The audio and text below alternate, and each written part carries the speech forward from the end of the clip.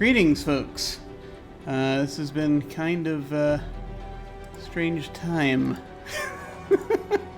as there is rather a lot going on. Let me turn this down here a bit. Okay, I think we're good. I think we're good. All right. No, it's for some reason I'm having a lot of trouble with the chroma key today. Not sure exactly what the deal is. It's not been quite like this before, but there's this haze over to my right. It doesn't seem to want to go away, and I'm not sure what the situation is. Also, now apparently I have a bot, I've only just begun to scrape the surface of how these things work, so it's probably still got a lot of its default commands in there, but we'll just sort of see how things go. In the meantime, though, let's go ahead and get this thing started, and we'll see what happens. See right now, I've got myself, just by way of demonstration, right now I've got myself in the lower left. I kind of want to be in the lower right, and I'm a little concerned that that's gonna, well, that might be okay. It might be okay. All right, we're gonna just leave it at this for now. It looks like it's leveled out, so I'm just gonna keep going, and we'll see what's happened. So when we last left our heroes, here in the far, far future, apparently there was a big fight, and we ended up finally taking these folks out. And now I have a. Take a nap if that wasn't even more boring. All right, calm down. What we're gonna try and do now is I've got like a crap load of codes that I want to test out here. Do I have these right in front of me? Maybe I do. I do. Yay. Okay. So several of these.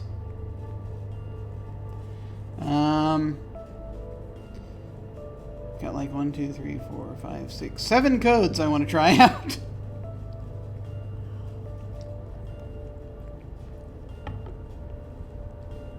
And I've not even truly looked at this machine yet. We're in the tombs. We're getting ready to explore said tombs and find out what happens. 5 buttons are arrayed around a central hex. An indecipherable display glows on the bottom where a 6th button would otherwise be. A number has been crudely carved into the surface of the 5 buttons. Each of the 5. Right, you remember the code to the first tomb? Now's the time to use it.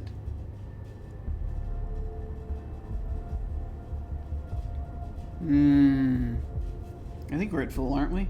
I think we are. Looks like it. We must have slept. Okay.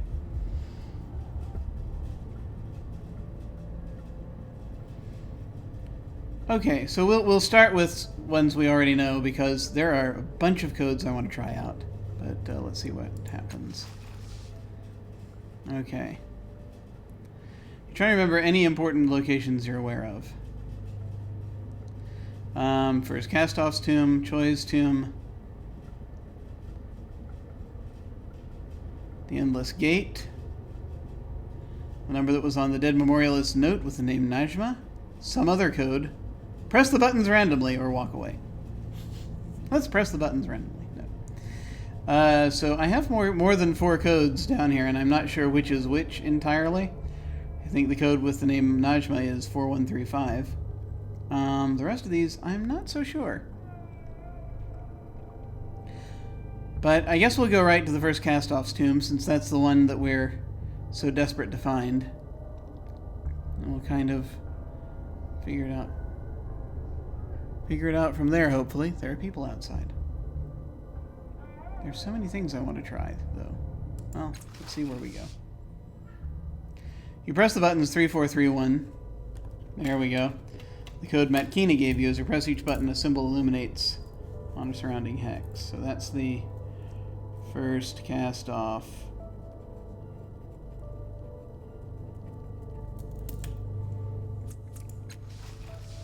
When the 4th hexagon illuminates, a field of energy forms around you. A tight, sucking sensation pulls at your gut, then suddenly you are somewhere else. Everything spins around, and suddenly I'm elsewhere. Bonded items are a special type of equipment that inflict penalties alongside powerful teleporting to other places. Oh, look at all the tombs! Look at them! Look at them, I say! They're like honeycombs. Neat. Okay.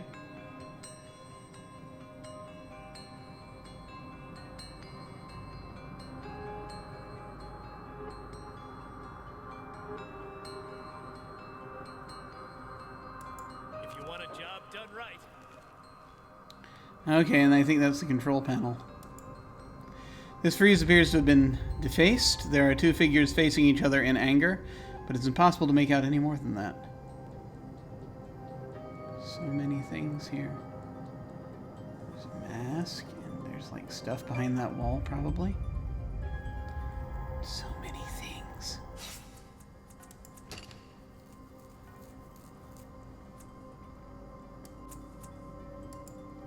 I'm just gonna save this as is. All these statues. Fine. Ah! The carvings here display two figures standing side by side on a crag overlooking a plateau with a wide disc at its center. The scene is familiar. A wave of dizziness envelops you and you steady yourself against the rough stone. This does not help. The memory flows out through the stone in rumbling pulses, overtaking your senses. Yes, this scene is familiar because you experienced it firsthand when you rebuilt your mind in the labyrinth, and now here the full memory awaits you. Shall we succumb to it? Yes!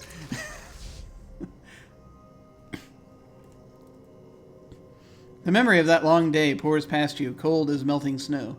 You direct the first Castoff's gaze towards the resource-rich plateau where Miel Avest will one day stand. You ignore the laughter in her eyes when your own constructs turn on you and make the necessary repairs. And then the rush of time slows as she makes her way up a moss-hung path towards you. Her eyes bright behind the mask. I have something to show you, she says.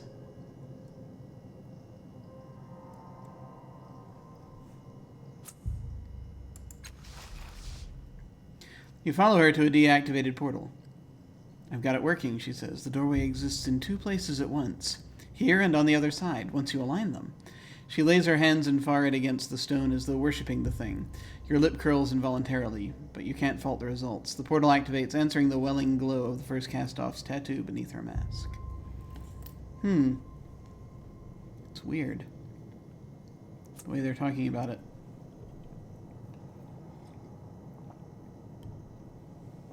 As they're suggesting that, that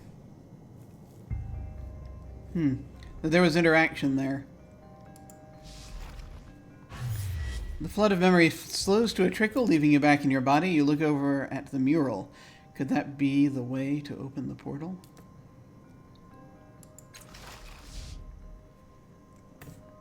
Though the two figures are faded, you can still make out a few necessary details with the help of the memory you saw in the labyrinth. The frieze depicts the changing god and the first Castoff overlooking the site of Miel Avest. They are side by side, not master and servant, but equals. Which is really freaking weird. Because you would think the changing god would be in the first Castoff's body. Makina sees you studying the image. Here they are, the architects of all the misery of our lives. Examine it again. Changing god, first Castoff during the founding of Miel Avest. Okay, fine.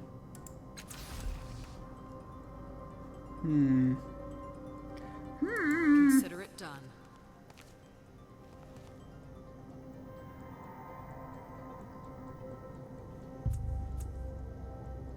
Let's go.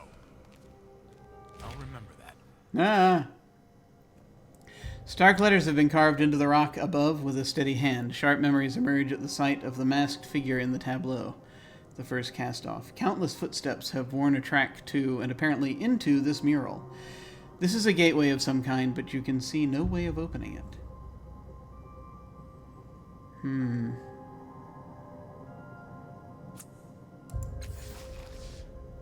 Makina says, "What is this?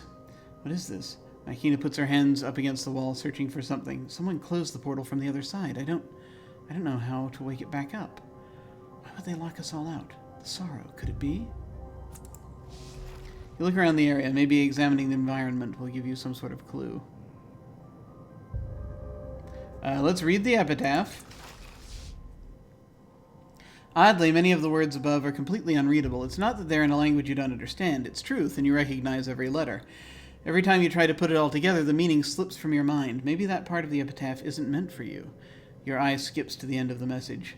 She serves us still. Interesting. Can't read if it's not meant for you. It's between the Fenords. Ah! Makina spits on the ground beside her feet. Come on, we need to get in there. Alright. Forward to door. You lay your hand on the cold stone as the first Castoff once did and press your forehead against the mural. The skin around your tattoo crawls, then burns. But even with your eyes clenched shut, you feel the air of the tomb stirring. Ah, yes.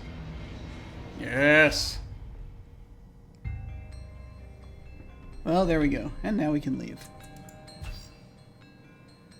To Miel Avest. To the teleport terminal. There's so many other tombs I want to look in. I know.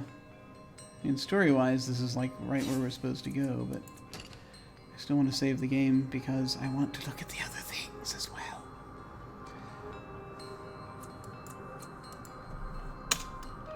So, just in case they don't let us come back.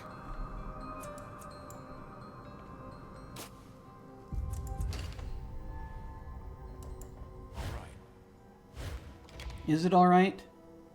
The gold tide represents charity, sacrifice, and empathy. I've got way too much of that right now. The tide people's primary goal is to help others. Oh, hey.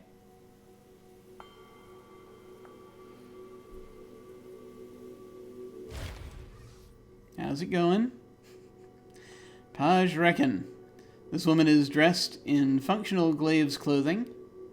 Her hair is cut short, and her face is muscular and tense. You recognize her instantly from Tasha's mirror. Page Reckon. She spares you but a moment's appraising glance before turning to your companion. Matkina, you've come back. Didn't you swear you'd never return here, or had you forgotten? I did promise. Then I remembered that none of you have ever bothered keeping your vows to me, so what's the point? Anyway, what have you been up to? Burning a few villages full of innocent civilians? Or have you graduated to grander atrocities? I'd kill her right here if I thought I could get away with it another time. Just trying to keep our creator, the coward, from committing any more of his war crimes as usual. Looking at the larger picture instead of serving my own self-interest. Maybe someday you'll learn how to do that. Though considering your friend here just muscled his way through the locked portal, making our sanctuary even more vulnerable to the sorrow, I don't think it's likely. She turns to you. You know you're traveling with a traitor, right? You can read no thoughts from her. They're muffled as though something were interfering with them.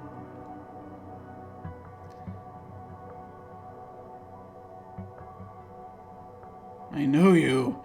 I know what you did in Cold Village.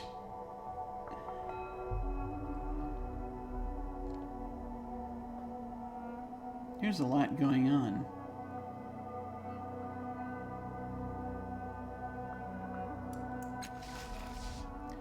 Oh, Matkina told you. What a surprise. She's generally so quiet about her feelings. She adjusts her sword belt. Colne was a pity, a tragedy, but it had to happen that way. I've been a warrior for most of my centuries. I know about making sacrifices in service of a higher ideal.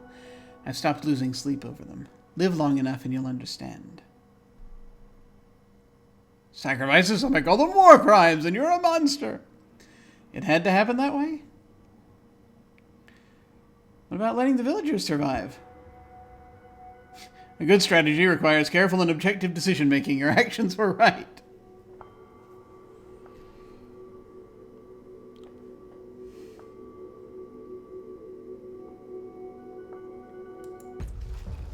And unfortunately, I mean, I kind of wanted to do the third one, but no.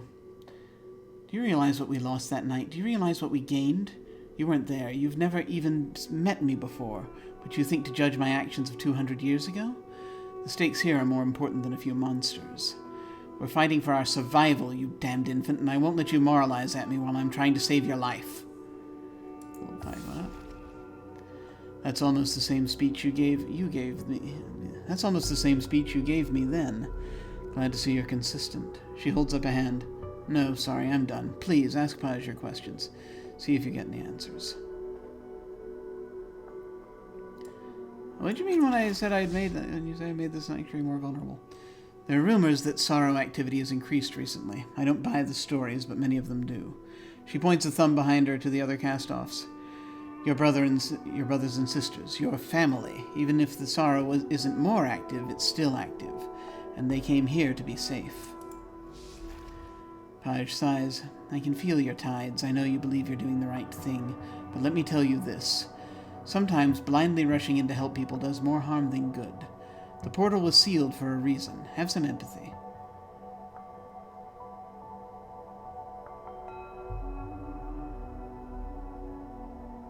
Why do you care what I think? I had my reasons for getting in here.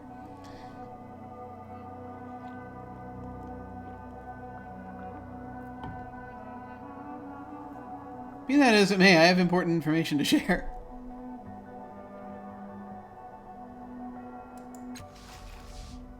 Not with me. I'm not interested in what you have to say, frankly, and I have a great deal of work waiting for me. If you want to express your delight in your new life or share a moment of happy fraternity with your siblings, I suggest you go talk to... so many vowels. Adiris. Adiris. Adiris. Adiris. I suggest you go talk to that person. She'll give you the validation you seem to require. You called Matkina a traitor. Why? Oh, she didn't tell you? She used to be under my command, but she turned on me, preferring to befriend monsters in human skin. And rather than step aside for the greater good, she attacked her fellow fighters. Tell me, what would you call someone who turns on her own? Actually, never mind, I don't care. Tell me again why you think Matkina is a traitor? I know, we already did that. I ran into Barkale. She said she had a message for you, but couldn't get in. Barkale. Well, how very useful of you. Next time I want someone informed that I have a message for them but cannot send it, I know just who I'll come to. She gives you the most patronizing smile you've ever seen. It's like she's practiced.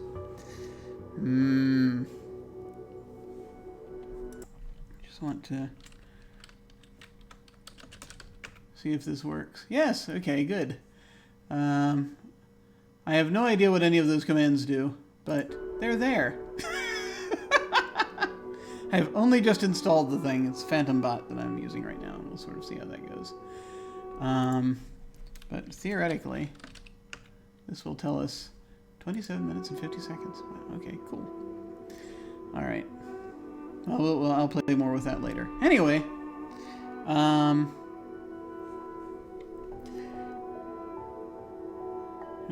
okay. Where are you headed now? Back to the endless battle. I've been leading our side against the forces of the coward ever since the first died. Her jaw tenses. Before you ask, my side, the side of the first, we're in a struggle to survive. To protect ourselves against our father's plan. The other side, they want him to win. You want more details? Get them from someone else here. I've got a war to fight. Okay. What crimes has our creator committed? Do you want the full litany? Ask someone else. She seems to enjoy saying ask someone else. Because I haven't got the year to spare. The worst one is that he had plans to kill us, to sacrifice us to save his life. The first found out and took a stand to stop him. But she's dead now. We're stuck with me commanding in her memory. And meanwhile, sycophants and lickspittles work for him for the privilege of being destroyed.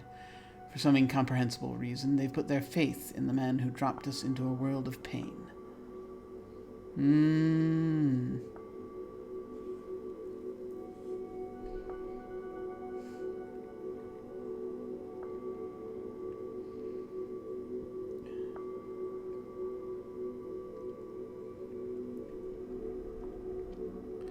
How did the first die? She chews her cheek a moment, as she lived, sacrificing herself for our lives. An evil sneer creeps onto Matkina's face. She was killed in a raid, and Paj used her reality-shifting device to make it permanent. Paj exhales slowly, her face going carefully, studiously blank. She turns back to you. She's right. A mistake that haunts me to this day. What were the Changing God's plans?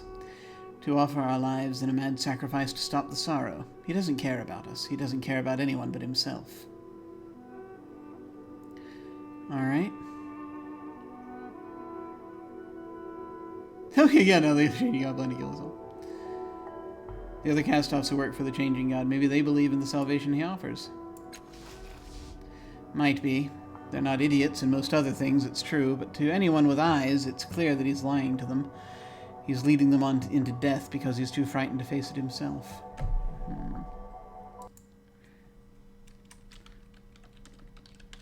Just curious what these commands do. Ah, yes, I'm not following my own channel.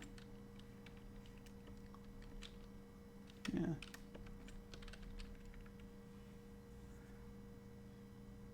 Interesting. Okay.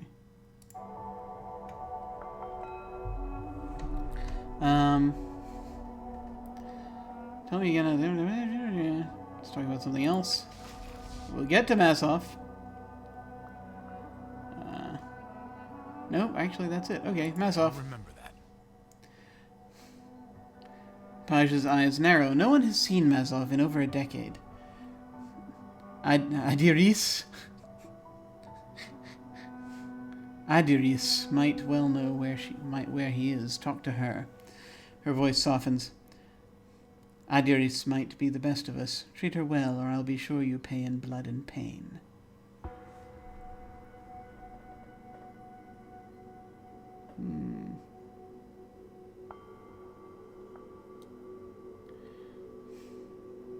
Tell me about Adiris. She has the quality the rest of us do not. The qualities the rest of us do not. A peaceful, idealistic nature. She wants only the best for all cast-offs. She rises above our rivalries. Her idealism is frustrating at times, but she has wisdom and insight in her gentle nature. Okay. Well, don't let me keep you any longer. I have one more thing to say to you, and I want you to mark it carefully. The Changing God, the coward, intends to kill us all. If you meet him, don't trust him. He's going to ruin us as surely as the sorrow. She turns and strides away. I'd wish you success, but... well, the world has a way of disappointing us all.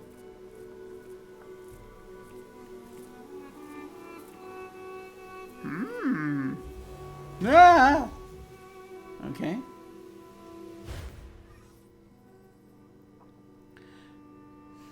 What you said to Paj, you took my side. Why? Matkina's opinion of you has improved. That's why. Does he need my loyalty? Is it a game to him? What?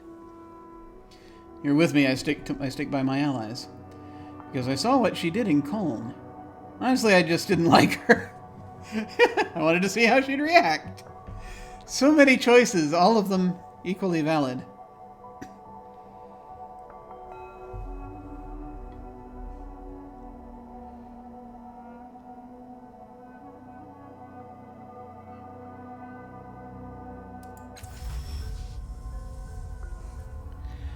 Matkina nods. Well, whatever. I appreciate it.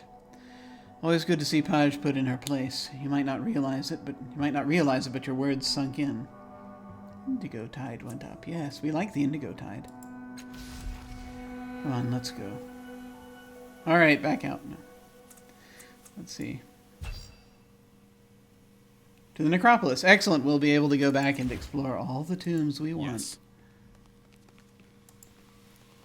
There are traces of sand on this teleport pad, and it's far warmer than the sanctuary's temperature. It smells of seawater and bone. It's not active right now. The air around this teleport pad is hot and smells of sulfur. You can't see how to make it function, however. There we go. Words, Jim. Use your words. The air above this teleport pad is musty and smells like the entrails of some dead beast. It's unclear how Paj made it work, because it's not functioning for you. Interesting. Maddie, Pretty. a riddle, but not a thinking one. What is handsome, glowing, and pleasing to your eyes? You? On fire? You know, you're not very good at riddles. I'll handle it. Okay, let me see here.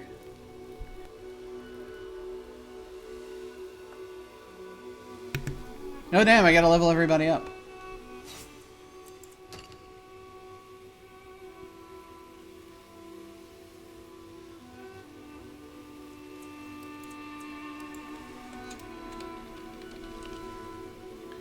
We shall explore Miel Avest.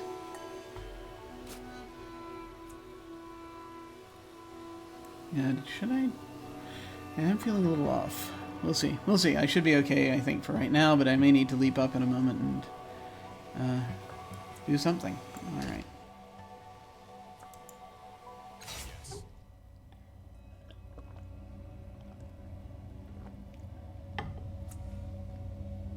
Okay. I guess we're increasing our stat pools. All right. 20!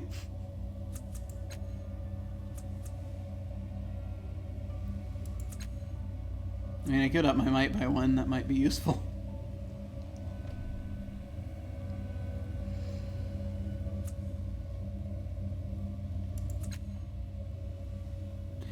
Just saying.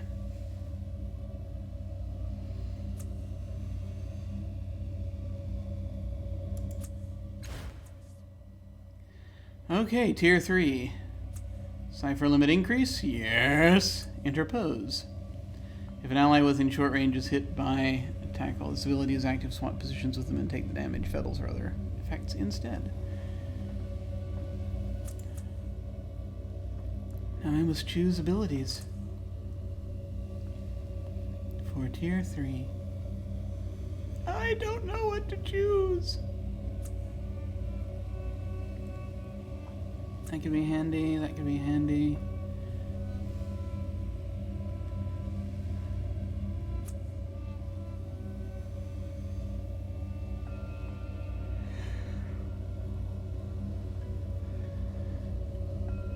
Perception test. I mean, that, you know, it could be good.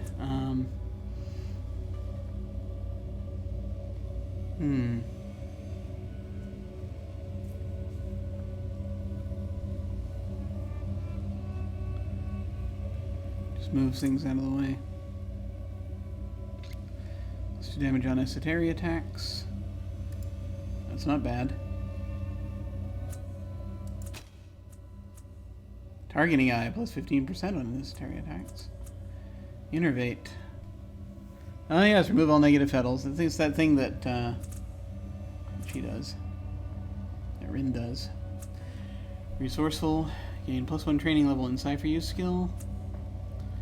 +1 training level in lore machinery skill. Mystical, lore natural.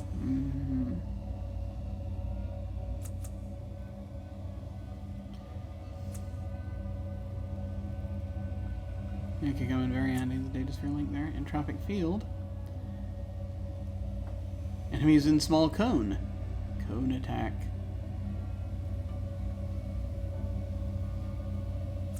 Inside action, target an ally within enemies and weapons range and choose one of those enemies, then choose an ally makes an immediate attack on that enemy. Ooh. that does consume an action though. I'm going to take the entropic field.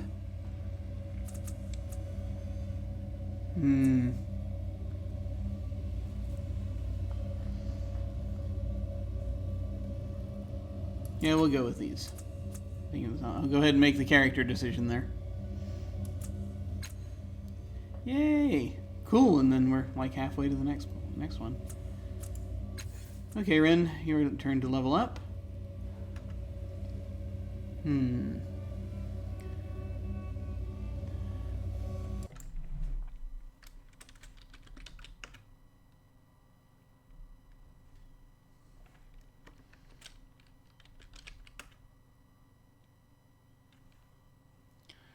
Yeah.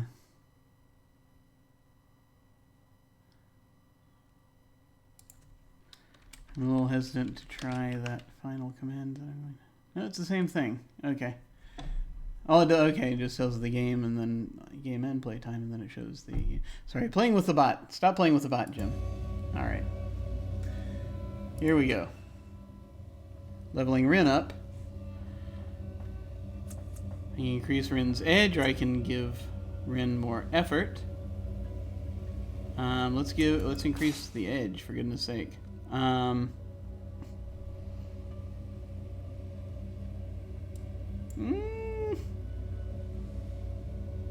up her intellect.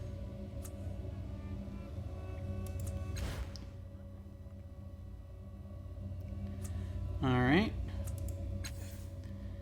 Matkina. For Matkina, what shall we do? We shall increase stat pools or increase edge.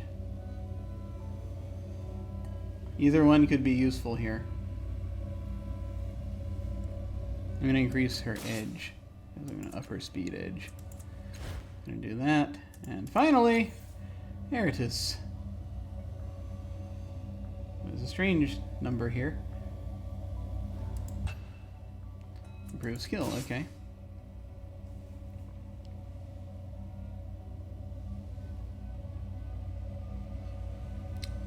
We could up his smashery. Up his running, up his initiative. Up his endurance.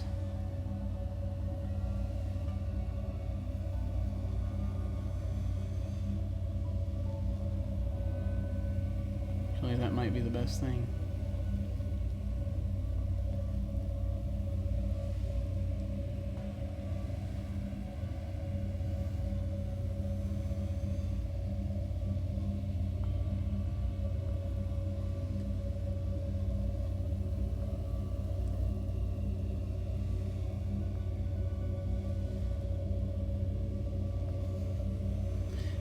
I know, right? Let's up his health. I think we'll need that for him. Okay, kinetic overdrive. That sounds nice. +3 might pool, +3 speed pool. Excellent. Elbow grease. +5% for smashing quick fingers. Alright. Excellent. All for that. Now. Fell Swoop. Attack an arc in front of you, dealing weapon damage of all... What is this? To all enemies who fail to evade. Or snare a target with a grappling hook and pull them towards you. Ooh. Those are both so good.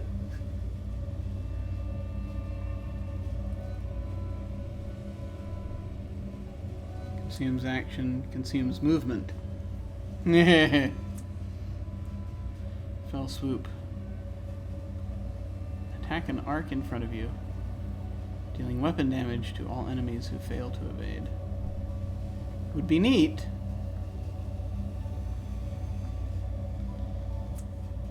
I think I'd rather use this.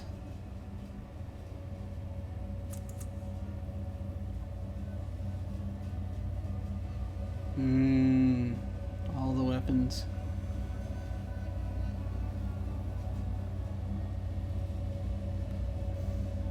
I forgot what whether the axe I gave him was medium or heavy.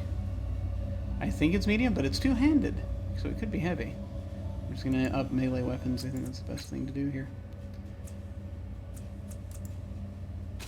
What is this axe? It's a heavy weapon. Ooh. Okay, well that's all right. Okay, and more slots are open, which is nice. Need to get a better looking armor than that one of these days. Okay, I need to, you've got your maximum number, don't you?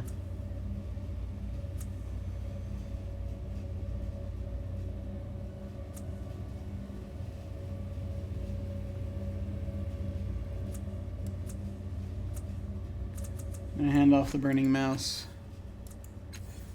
so she's not too weighed down with these things. Okay. Alright.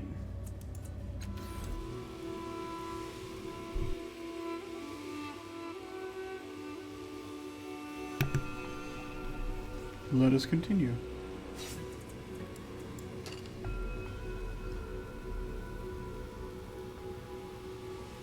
After saving.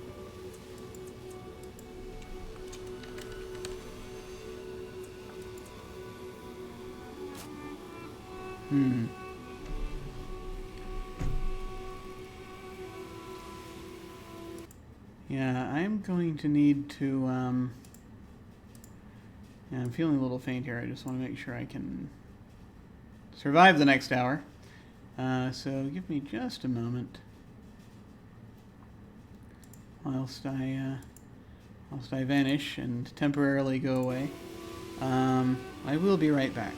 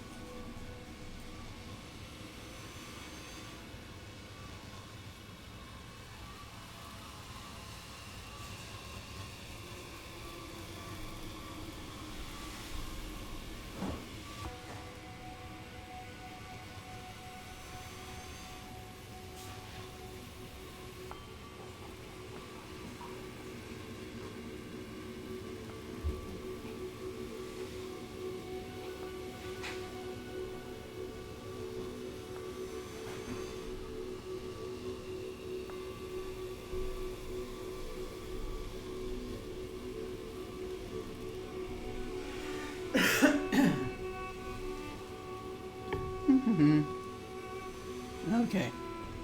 Alright, I've returned.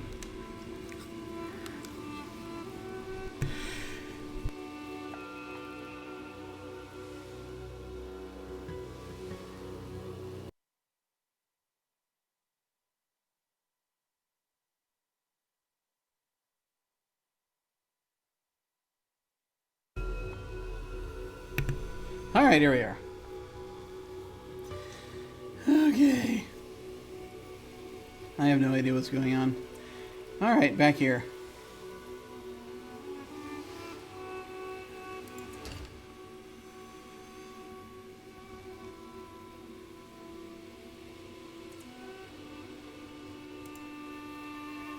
These machines draw power from somewhere underground, using it to generate the shields that color the sky. There are several of them around the sanctuary.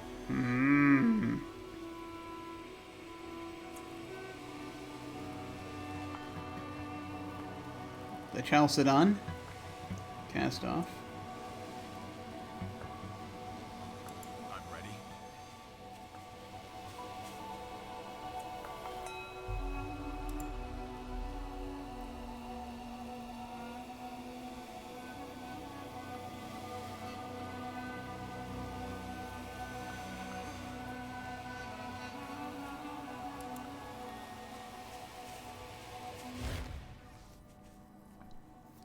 This man is less flesh than muscle, running in corded bands from his thick neck down his broad chest, wide arms, and calloused hands.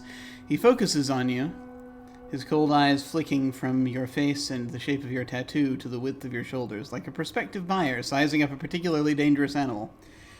Here he is, the one I've heard about. But is he a resource or a threat? Then he smiles, and it is as wide and genuine as any you've ever seen. The most advanced of our sire's children, here at last. I'm surprised you didn't make your way here sooner. A resource, of course, and a fine one at that, at least until he proves otherwise.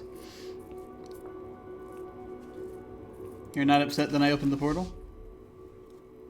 Well, he says, chuckling, there's a touch of unease in it, you notice. I argued for the portal's closure to begin with, so I'm concerned that it's open again. But I trust that our sire knew what he was doing when he made you, so I have no doubt that the weakening of our defenses is a smaller part of his greater strategy. And should something happen, well, I will be safe for certain. Matkina chuckles to herself. The large man turns her way, scowling, and she holds his gaze. He is the one who looks away. He is the one that looks away. Who are you? I am the Chalcedon, commander of the changing god's forces in the endless battle, the guardian of his grand design, and his champion. He raises a self-deprecating hand. Not that our sire truly needs my help, of course, but some here, in the very land he created for us, would rather acknowledge all he's done for us. He shakes his head slowly. Some of these disagreements can be resolved through debate, but not all, of course. Not all. So,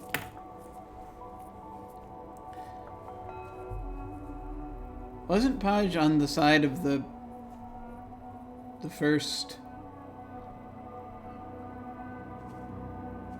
I'm not sure I'm identifying the sides properly here.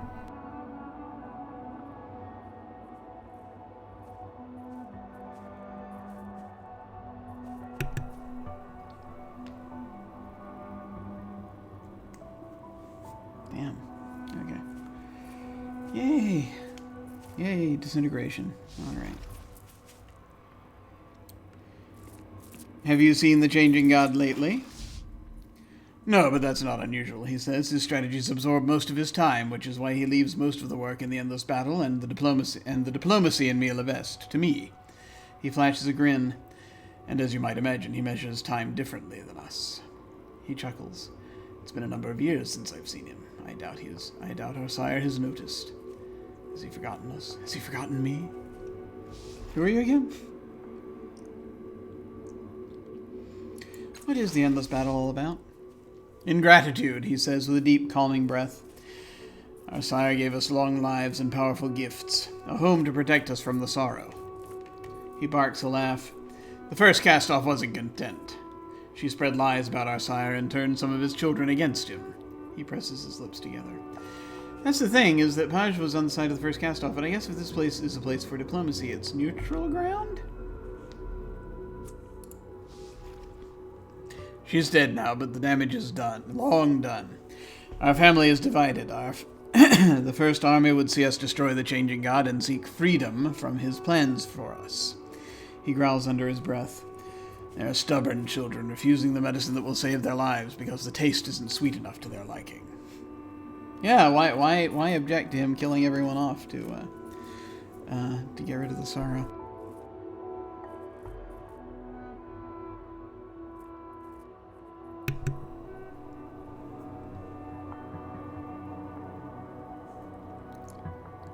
Who are you again? Tell me about the Changing Gods. Oh wait, what's the point of the endless battle? The point? The point is that our sire was defending himself against the First's attacks. She thought she was entitled to his knowledge, and she thought she'd wrest it from him by force, and now? He looks haunted for a moment, and his voice lowers.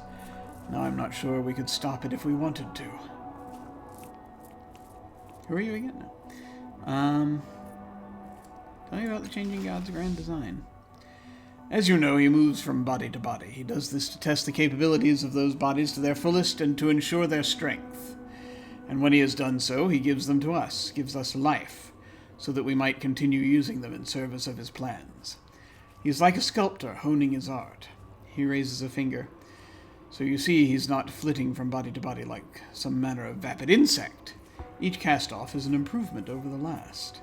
He lays a hand on your shoulder.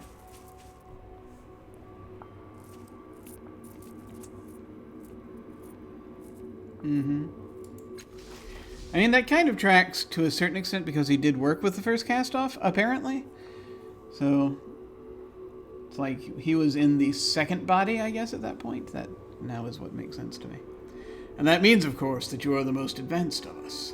We'll need your intelligence, your tactical mind, to help end this conflict. Makina snorts. The Chalcedon completely ignores her. Saddest, most obvious begging I've seen. So saddest, most obvious begging I've seen. That's what Makina's thought. The sorrow will find us, he says. But before that happens, we must end our conflict with each other. We must prepare our defenses. We must find some way to stop it.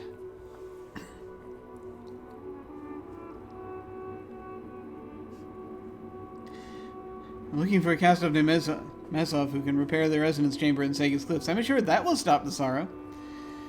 Or at least in your head it will. Who are you again? Of course, he says, his eyes agleam. Our sire told me of the plans to build it. I should have known. He lays bracing hands on your shoulders. Speak to Adiris if you haven't already. She will know where to find this Mesov. It's all anyone wants you to do is speak to the person with way too many vowels. Farewell. Farewell, little brother.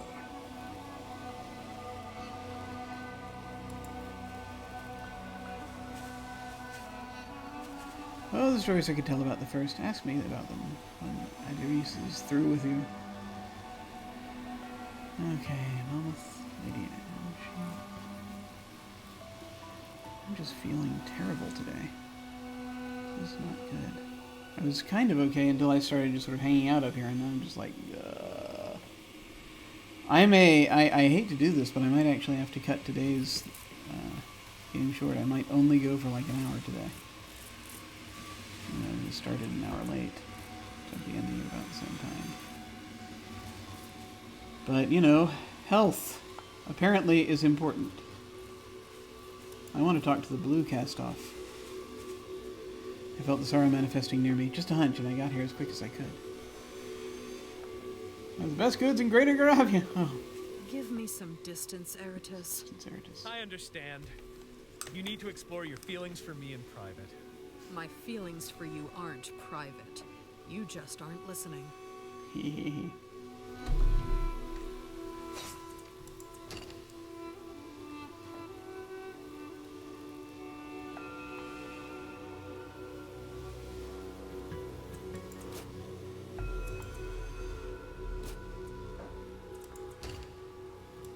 Let's go.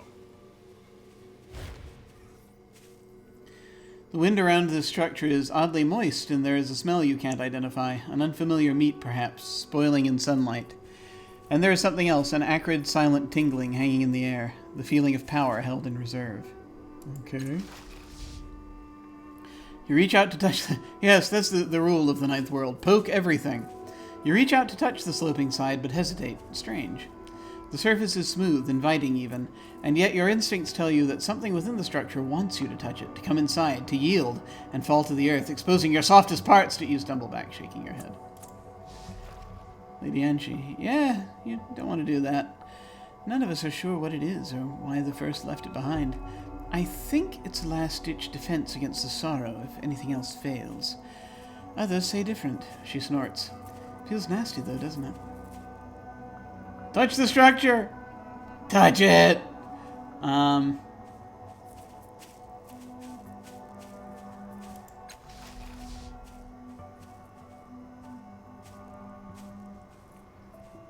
We're gonna touch it. Gritting your teeth, you ignore the repulsive waves pushing at you and firmly place your palm on the structure's surface. Eyesight deserts you and you fall, toppling into bottomless darkness. Through clouds of slimy, probing bodies, they pry at your lips, suckle at the moisture around your lips, and scrape urgently at your eyelids. Something clutches at your heart and crushes it. It is the last thing you feel. Ah, dang it. We're dead again. Can't die.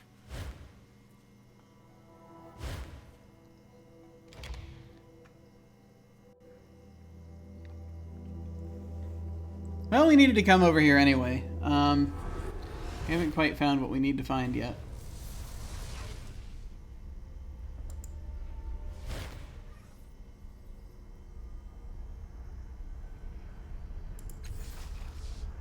Are you of any use? No, you're not. Potential traitor. Hey, how's it going?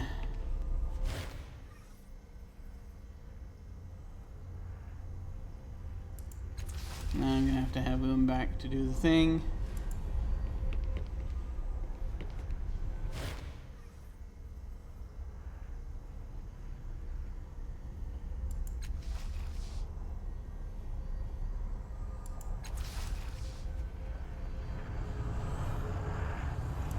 Let's go. I think a new area would have opened up at this point. Ah, yeah, here we go. Oh, maybe. Oh, we can loot it. Eratus? What are you doing here?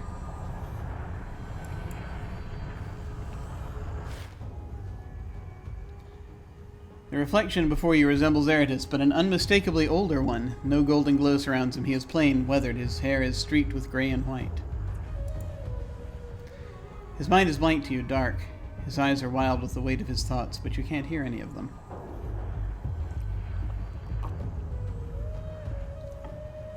What you doing in my head?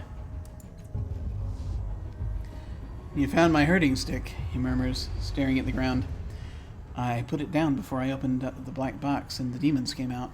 They filled every part of the alcove and they filled me up.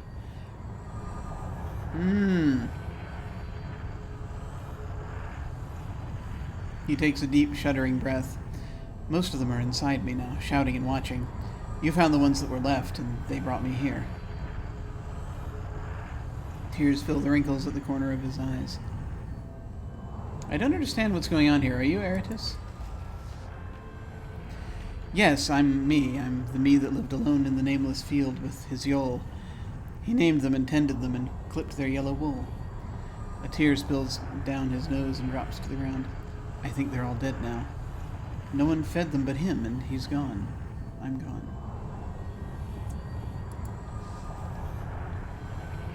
A dark red light rises in his pale eyes. That was a long time ago, before the demons came out of the black box and filled me, before I was called to adventure. The louder words tear themselves out of him, and he recoils from them, covering his ears. The glow ebbs from his eyes as suddenly as it came. Called to adventure. That's one of the voices I've been hearing in the other Eratus's mind, isn't it? He nods, still clutching his ears. They're the loud ones, the brave ones who make me brave. Who make me be brave. The other ones whisper, they watch, they're hungry. Indigo flickers at the center of his pupils like a distant bonfire. They want me to die. Eratus's mouth doesn't move, but the words seem to come from him anyway, hissing from the depths of his throat. What's in it for me? Why should I help him? You want to be free of them, don't you? No, my life will be boring! Useless without them! Eratus staggers back another step, pressing his lips together. The red and indigo flames coiling in his pupils subside, until only the pale blue remains. Yes, please. I want to go home. I want to find my Yol and go home. I'll remember that. Drive them out of me, he says softly. Please. I don't want to be me anymore. I want to be him again. Why can't I hear your thoughts? I don't know. I think they're holding them. I think they're holding them, living in them. He chews his lip until it's raw and bleeding, infesting them. You mentioned a Yol before. What's that? Herd creatures, he says, and a look of calm happiness drifts beneath his troubled face. Soft yellow wool, milk and cheese. Something like grief descends through his expression, devouring his brief happiness. My herd is lost now. I think they're gone. Sounds like you liked being a Yol herder. Not until I wasn't one anymore, he says, dropping his head. I lived in the nameless field where my mother was buried. I liked making songs in my head, but I hated that field, that leaky house. He presses his fingers against his hollow cheeks. I wanted to leave it all behind, to sing for people, for meals in distant taverns. But now I wish I could go back there, sing to my animals and sleep where my mother slept.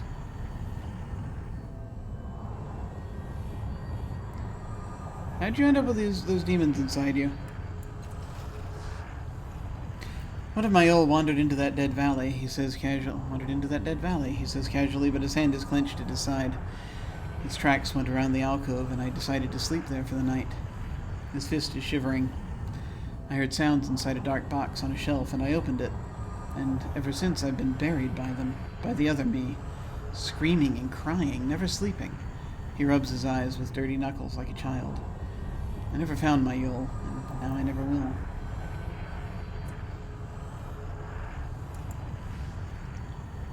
They don't let me sleep, and I'm hungry all the time. They don't think of me as real. I'm their toy. Any idea what kind of demons are inside you? I don't, he says, shaking, but I feel them, hear them. He licks cracked lips. They glow and keep me awake. They shout and whisper. They live in my veins and cling to my spine with tiny teeth. How can I help you drive out those demons? I don't know, he says, eyes wide, and you see a mocking flicker of light at their cores. Find healers, maybe, or doctors. Okay.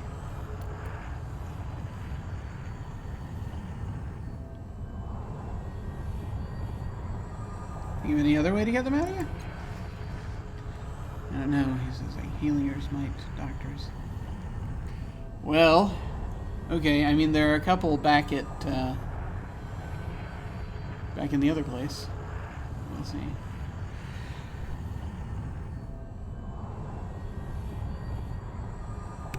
Damn, okay. All right.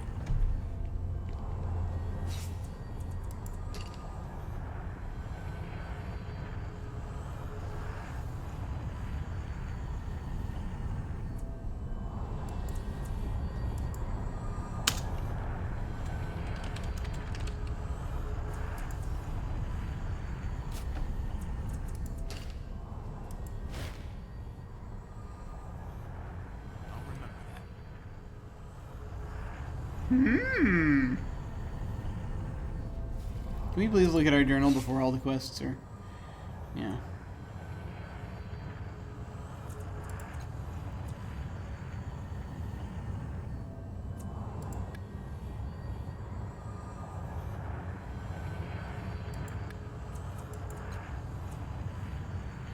Let's see... Seal on the portal of the Pelomori might come as Vion and Diviatiku is weakened. It should now be possible to open a way back there. No doubt the sorrow fragment that sealed it in, sealed in the first place, still remains.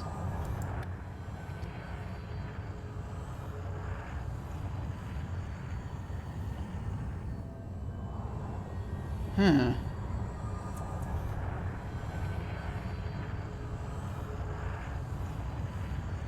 Sorrow fragment forcibly ejected from me from the Fathom Dream Last is undoubtedly still there. I must find a way to get rid of it in order to cleanse this portion of the labyrinth.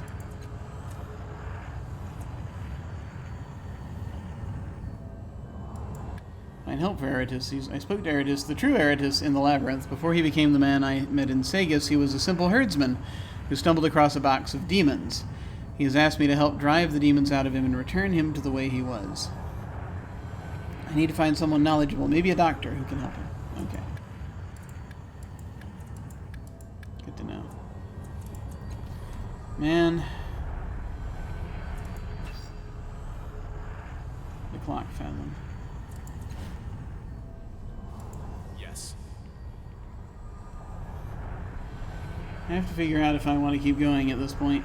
I mean, I do, but also I'm not feeling great right now.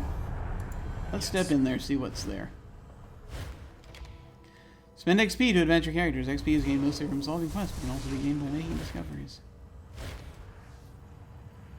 As you cross the portal, you hear the ringing of synth plate being battered, followed by frantic shouts. Focus, Vion! Keep the beast away from me! I just need a little more time! You think focus is my problem? There's a piece of the sorrow, not some broken hound!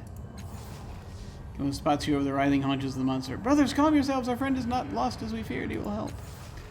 Strange, I saw it place a barrier against you mere seconds ago. You broke through so quickly. It shakes its head. No matter, I have an esotery that may banish this creature, but I need a few moments longer to prepare it. Assist Kamos and Vion in defending me, so I may do so.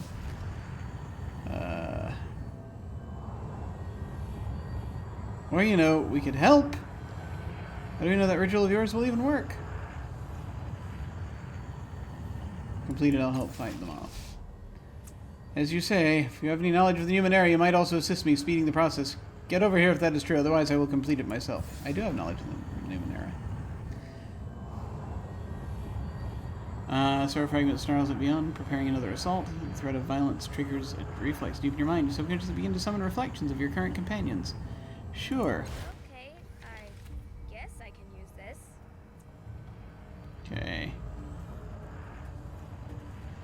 I do not know if I'm up to doing this right now. Also, I can't really... Yeah.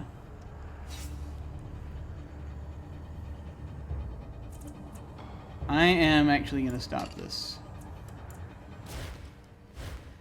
Because I am kind of feeling like crap at the moment, so I'm not sure if I caught like a bug, which I might have. I went to a movie theater yesterday, so that's entirely possible. Or if it's just today, which, you know, it's always the case. The climate keeps changing, don't you know? So yeah, I think what I'm going to do is we're just going to do this. Just going to switch back here. Hey. So, apologies for the shorter game today.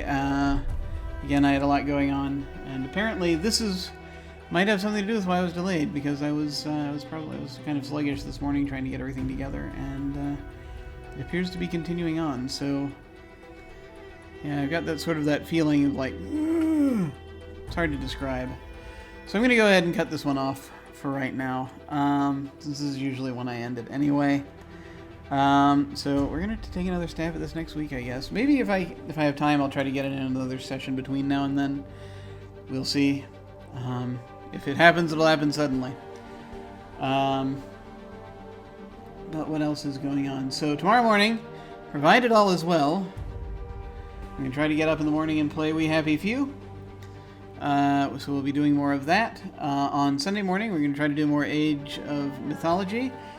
Sunday, late afternoon, early evening, we will have the first of our April one-shots. I'm going to be running a scenario of Deadlands Noir, which I've set out in the Dust Bowl region. Should be a lot of fun. This coming week, again, Tuesday nights, I'm over on Off the Table playing Urban Shadows. And then Wednesday night, we are going to have the continuation of this month's short campaign, the mini-campaign, RVR, Robot vs. Robot, Shakespearean Robots in Space, where it's a hack of Lady Blackbird that I wrote, and we're having a lot of fun with that, with Captain Hamlet and the crew of the Burbage. Friday afternoons, we come back to this, and hopefully I'll feel better and do more. So we shall see how that goes. In the meantime, folks, do take care. I shall see you all of a sudden.